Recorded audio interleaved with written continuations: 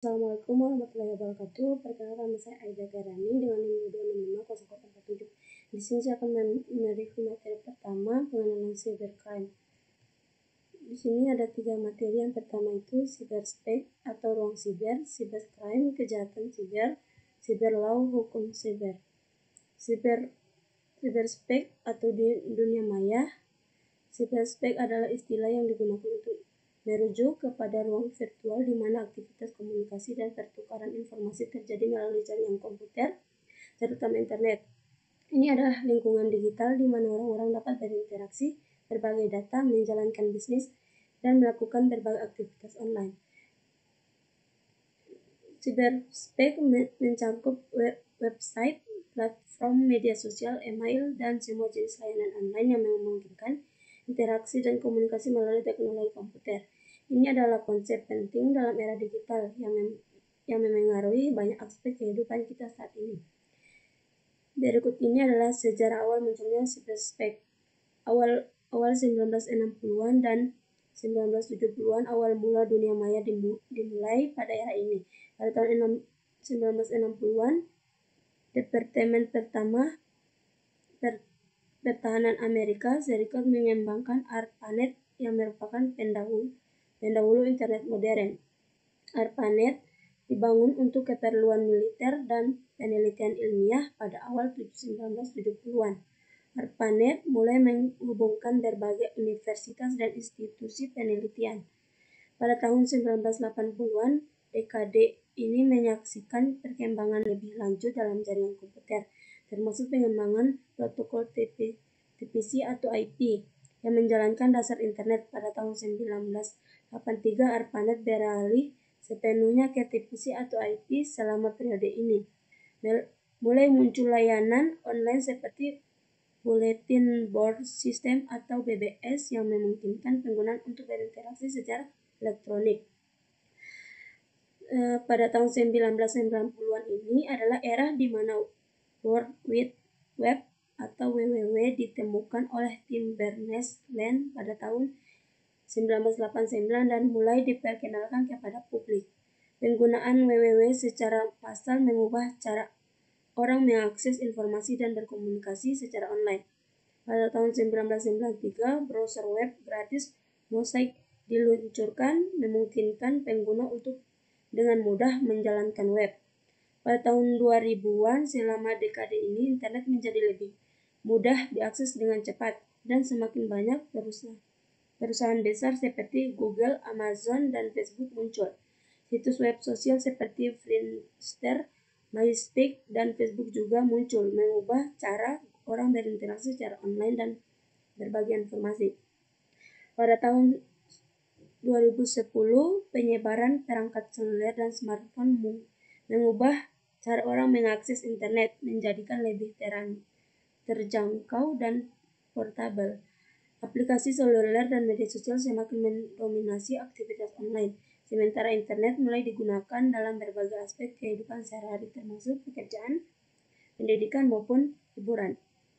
Pada tahun 2020, pandemi COVID-19 mempercepat transformasi digital di seluruh dunia dengan lebih banyak pekerjaan, pendidikan, dan interaksi sosial yang beralih ke lingkungan online. Pada saat yang sama, perkembangan teknologi seperti kecerdasan buatan atau AI, Internet of Things atau IoT, dan blockchain terus mempengaruhi perkembangan dunia maya. Istilah cyberspace pertama kali digunakan untuk menjalankan dunia maya yang terhubung langsung ke internet oleh John Perry Barlow pada tahun 1990-an.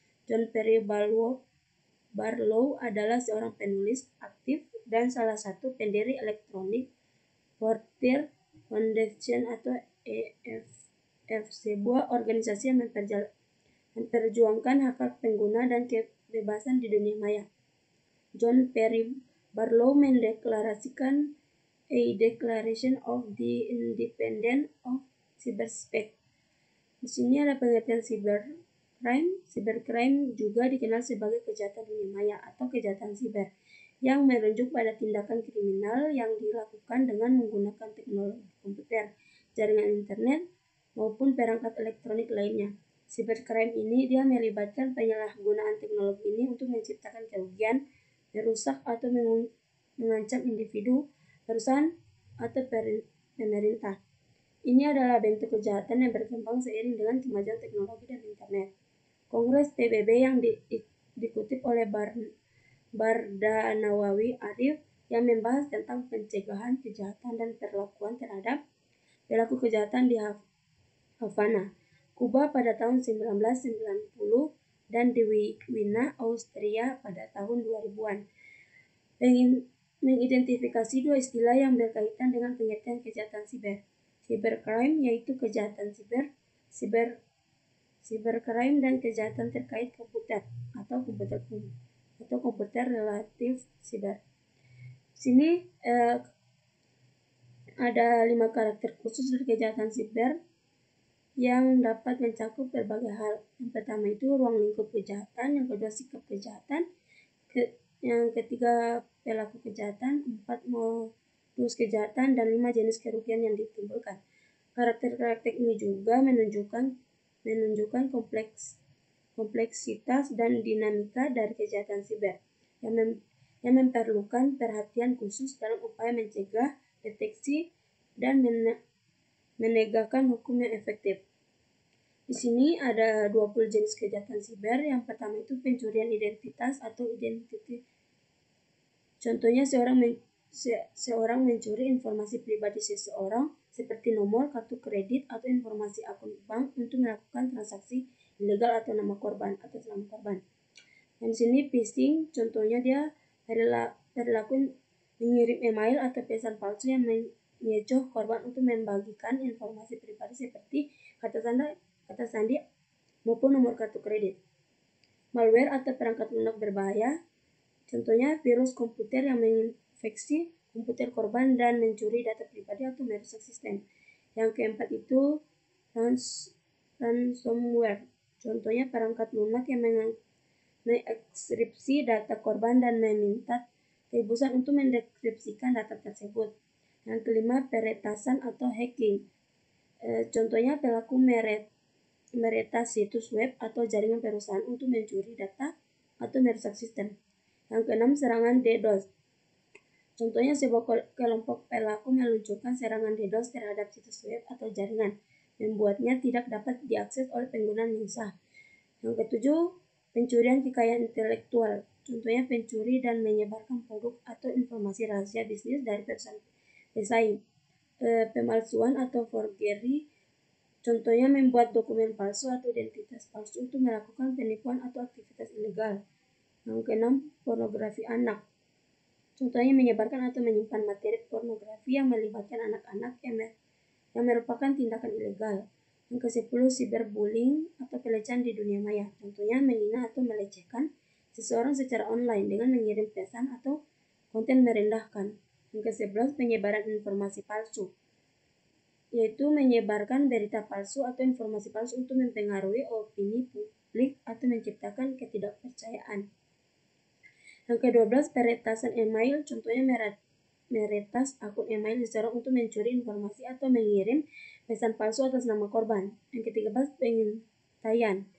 Negara atau kelompok rahasia mencoba mengumpulkan informasi rahasia dari pihak lain seperti perusahaan atau pemerintah.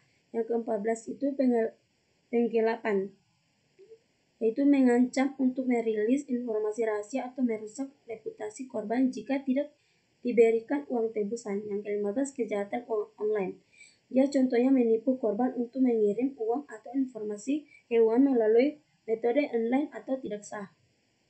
Yang ke-16, pelanggaran privasi, yaitu merekam atau memonitor aktivitas pribadi seseorang tanpa izin mereka.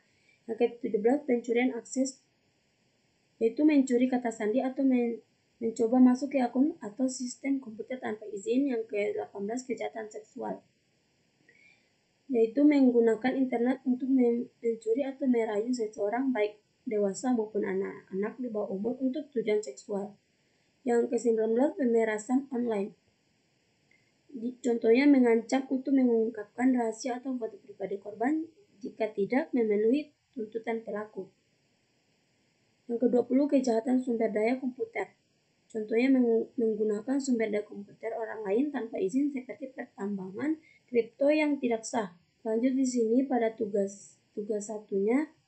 Di sini saya ambil 3 kasus. Yang pertama itu pemalsuan, yang kedua pelecehan di dunia maya, sedangkan yang ketiga pelanggaran privasi. Lanjut di kasus yang pertama itu perkara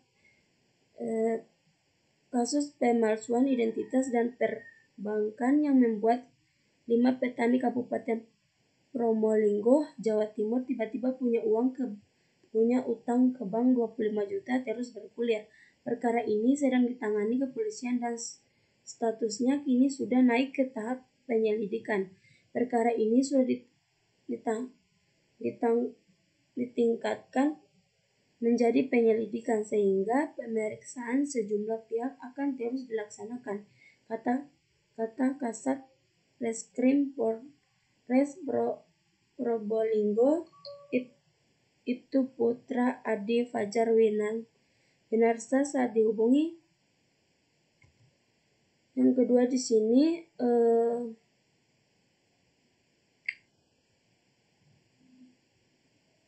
sebanyak 45% remaja di Indonesia usia 14 sampai 24 tahun pernah mengalami cyberbullying atau perundungan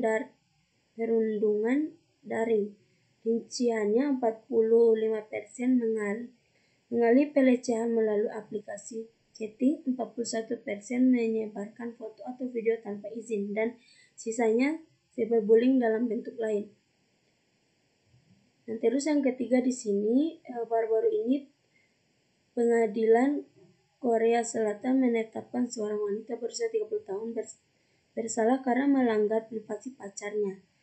Ia didakwa karena meretas ponsel kekasihnya tanpa persetujuan untuk mencari video atau informasi kontak mantan sang pacar.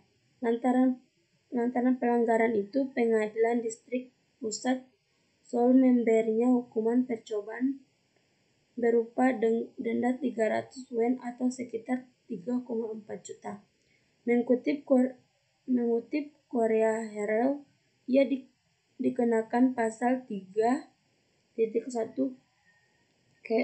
KUHP yang mengatakan pelanggaran kerahasiaan dengan membuka surat tertutup, dokumen atau rekaman elektromagnetik dengan cara teknis apapun. Undang-undang di Korea menyebut bahwa pelaku pelanggaran privasi dapat dihukum hingga 3 tahun penjara. Terima kasih. Wabillahi taufiq wal hidayah. Wassalamualaikum warahmatullahi wabarakatuh.